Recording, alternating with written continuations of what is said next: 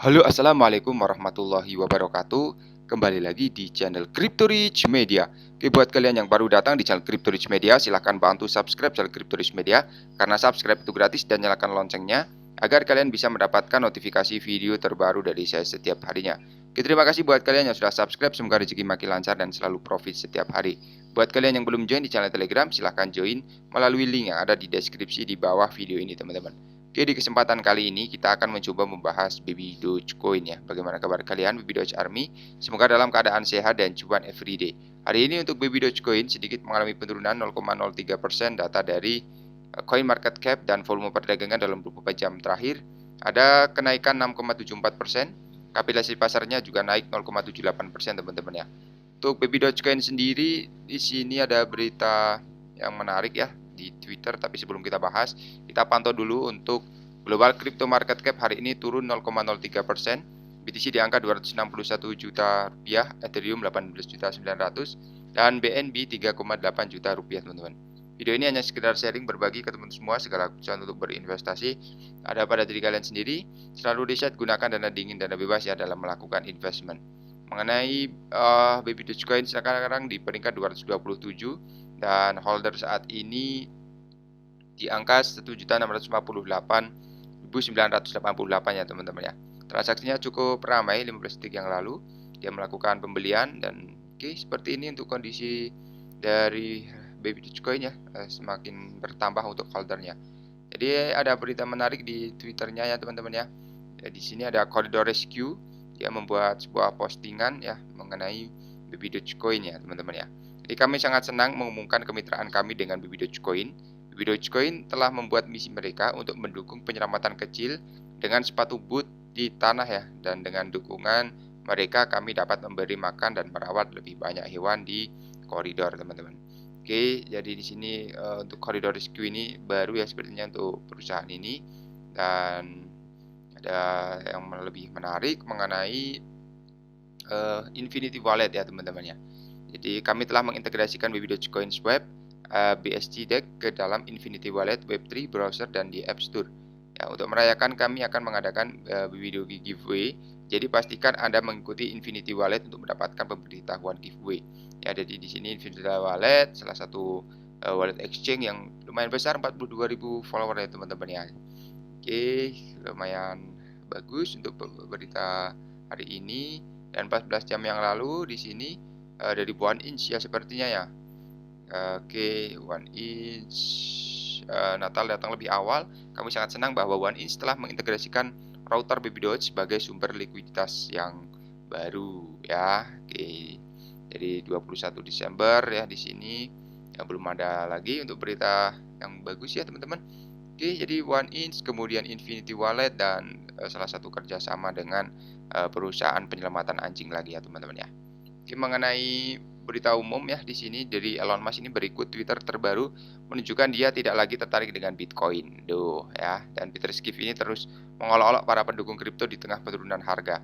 Jadi pialang saham Amerika terkemuka Peter Schiff mengatakan pengikut Twitter Elon Musk ini baru-baru ini menunjukkan eksekutif Tesla secara bertahap kehilangan minat pada kripto. Schiff mencatat dalam tweet hari ini bahwa dia melihat Elon Musk mengikuti pendukung perak terkenal Wall Street Silver di Twitter. Menurut Schiff, perkembangan tersebut menunjukkan bahwa Musk mungkin tertarik untuk melindungi kekayaannya dengan logam mulia setelah kehancuran kepemilikan kriptonya. Saya baru menyadari bahwa pengikut terakhir Elon Musk, Wall Street, mungkin shift tweet bosan ya melihat Bitcoin dan kepemilikan kripto lainnya meleleh, kemudian akhirnya tertarik untuk melindungi kekayaannya dengan uang sungguhan. Kepala ekonom dan ahli strategi global di Euro Pacific Capital mengatakan Elon Musk ini juga akan mengikutinya untuk tips investasi pada instrumen keuangan tradisional termasuk emas. Perlu disebutkan ya bahwa Schiff adalah skeptis kripto signifikan yang tidak percaya ada kebaikan yang akan datang dari aset tersebut baru lahir. Setiap kali ada kehancuran di pasar kripto, Schiff mengambil kesempatan untuk menjebak investor cryptocurrency. Beberapa korbannya belakangan ini termasuk putranya Spencer Schiff, Presiden El Salvador Nayib Bukele, dan salah satu pendiri MicroStrategy Michael Saylor ya. Seperti yang dilaporkan pada bulan Agustus ini, banteng emas menjebak putranya pada hari ulang tahunnya setelah jatuh Bitcoinnya. Jadi ingatlah ya bahwa Tesla Elon Musk ini mengungkapkan investasi $1,5 miliar dalam Bitcoin pada Februari, dan pengumuman tersebut memicu harga mata uang kripto terbesar di dunia berdasarkan kapitalisasi pasar. Kepemilikan Bitcoin Tesla melonjak hingga 2 miliar dolar pada akhir tahun dan kepemilikan Bitcoin perusahaan merosot drastis tahun ini setelah runtuhnya ekosistem Terra. Pada bulan Juli, perusahaan manufaktur mobil listrik yang populer mengungkapkan bahwa mereka mengubah 75% kepemilikan Bitcoin menjadi fiat, menambahkan 936 juta dolar ke neraca keuangannya. Meskipun dijual, Tesla tetap menjadi salah satu pemegang Bitcoin terbesar. Menurut data dari beli Bitcoin di seluruh dunia, Tesla memiliki total 10.725 Bitcoin, sekitar 180 juta dolar dengan nilai tukar saat ini, teman-teman. Sementara itu, investor kripto menderita kerugian besar tahun ini dan runtuhnya proyek kripto top Terra FTX mengakibatkan kerugian lebih dari 2 triliun dolar dan patut dicatat ya bahwa Bitcoin turun 63% year to date dan karena kelas aset saat ini berpindah tangan di 16.800, teman-teman. Mengenai hal yang harus diperhatikan untuk mengidentifikasi titik henti Bitcoin ya. Jadi pendiri Datadesk, seorang analis kripto veteran Nicholas Martin memprediksi lebih banyak kesulitan di masa depan untuk harga Bitcoin berdasarkan kombinasi indikator teknis dan tekanan ekonomi makro. Jadi untuk sebuah video yang diterbitkan pada hari Rabu, Martin memulai dengan menunjukkan bagaimana sih Bitcoin tetap ditangguhkan jauh di bawah rata-rata pergerakan 200 minggu WMA dan rata-rata pergerakan 200 hari di MA. Yang pertama, secara historis menjadi dasar harga Bitcoin yang bertahan lama tetapi beralih dari garis support menjadi resisten untuk pertama kalinya di tahun 2022. Jadi fakta bahwa kami ditangguhkan dengan baik dan bahkan tidak datang untuk menguji ulang 200 hari itu serta rata-rata 200 minggu adalah tanda besar yang mengkhawatirkan.